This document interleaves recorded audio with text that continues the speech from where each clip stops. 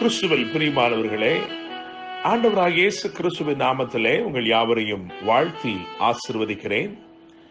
இந்த நாளுக்கு இந்த தேவன் நமக்கு அருளி இருக்கிற ஜீவ வார்த்தை சகரியாவின் புஸ்தகம் 9ஆம் அதிகாரம் 12ஆம் வசனத்தில் இருக்கிறது. நம்பிக்கையுடைய சிறைகளே, அரணுக்கு திரும்புங்கள், இரட்டிப்பான நன்மையை தருவேன், இன்றைக்கே தருவேன்.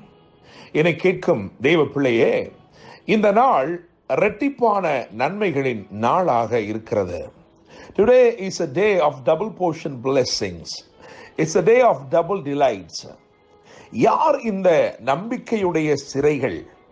சகரியா யாரை நம்பிக்கையுடைய சிறைகள் என்று அழைக்கிறார் என்பதை தியானிக்கும்படிக்கு நாம் 11ஆம் வசனத்தை கவனித்தால், அந்த 11ஆம் வசனத்திலே தண்ணீர் இல்லாத குழியிலே அடைப்பட்டிருக்கிற உன்னுடையவர்கள் என்று எழுதியிருக்கிறது.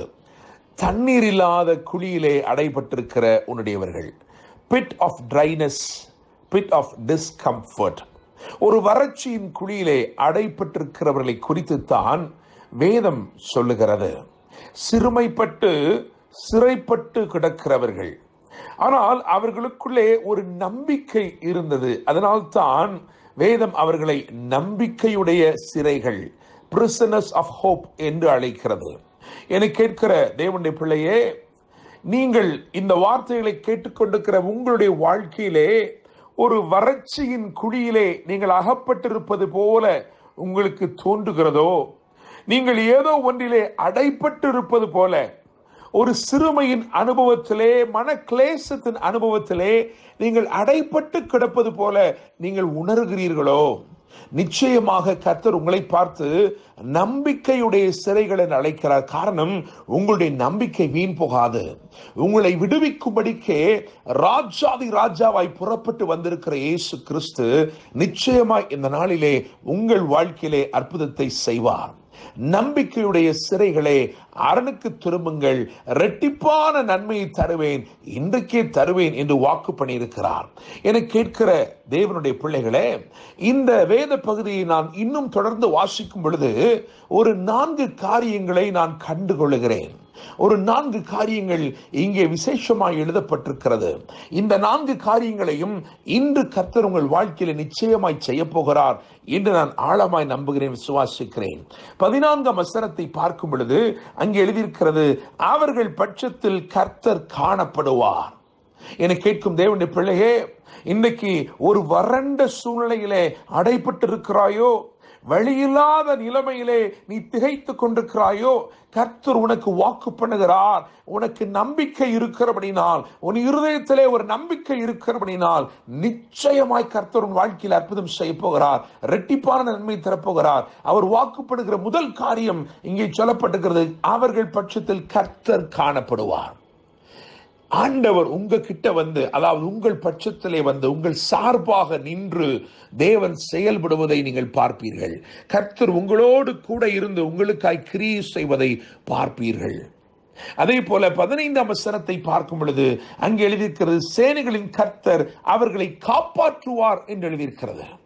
இவர் உங்கள் பட்சத்தில் காணப்படுகிறவர் மாத்திரமல்ல, இவர் உங்களை காப்பாற்றுகிறவராக இருக்கிறார். தேவனுடைய பிள்ளைகளே, மூன்றாவதாக அங்கே 15ஆம் வசனத்தின் கடைசி பகுதி பார்க்கும் பொழுது அங்கே எழுதியிருக்கிறது, அவர்கள் களிப்பினால் ஆரவாரிப்பார்கள் என்று எழுதியிருக்கிறது. ஆரவரிப்பார்கள் களிப்பினாலே. எனவே மூன்றாவதாக களிப்பாக்குவார் என்று நான் சொல்ல விரும்புகிறேன். இவர் காணப்படுவார், இவர் காப்பாற்றுவார், இவர் களிப்பாக்குவார். இன்று உன்னை தேவன் தம்முடைய மகிழ்ச்சியினாலே, தம்முடைய சந்தோஷத்தினாலே நிறைத்து உன்னை களிப்பாக்குவார் என்று எழுதியிருக்கிறது. நான்காவதாக ஒரு காரியத்தை சொல்ல வேண்டும் என்றால் 17ஆம் வசனத்தை பாருங்கள். அங்கே காருண்யத்தால் வளர்ப்பார். ஒரு காருண்யம், அவருடைய காருண்யம் உங்களை வளர்க்கும், யவனம் உள்ளவர்களாய் வளர்க்கும்.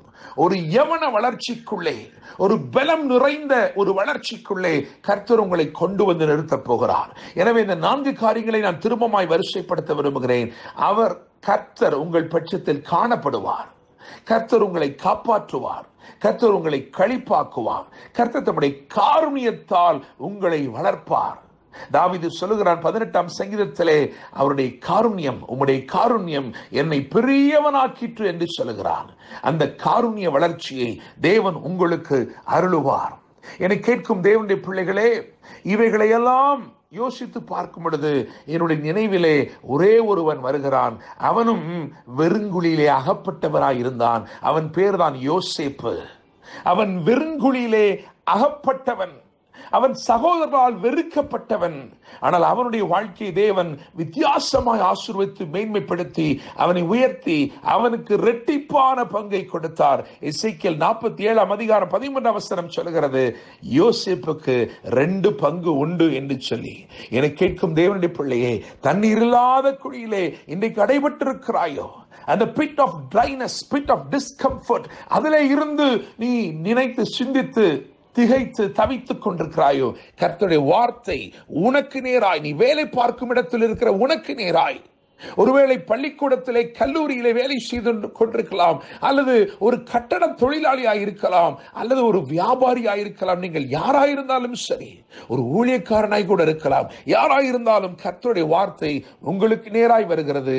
நம்பிக்கையுடைய சிறைகளே, அரணுக்கு திரும்புங்கள், இரட்டிப்பான நன்மையை தருவேன், இன்றைக்கே தருவேன். கர்த்தர் உன் பட்சத்தில் காணப்படுவார். கர்த்தர் உங்களை காப்பாற்றுவார். கர்த்தர் உங்களை கழிப்பாக்குவார். அவர் தம்முடைய காருண்யத்தால் உங்களை வளர்ப்பார். இரட்டிப்பான பங்கு உங்களுக்கு உண்டு. கர்த்தர் தாமே இந்த வார்த்தைகள் மூலமாய் உங்களை ஆசீர்வதித்து மேன்மைப்படுத்தி உயர்த்துவாராக. என்றும் அன்புடன் pastor Daniel Moses. God bless you.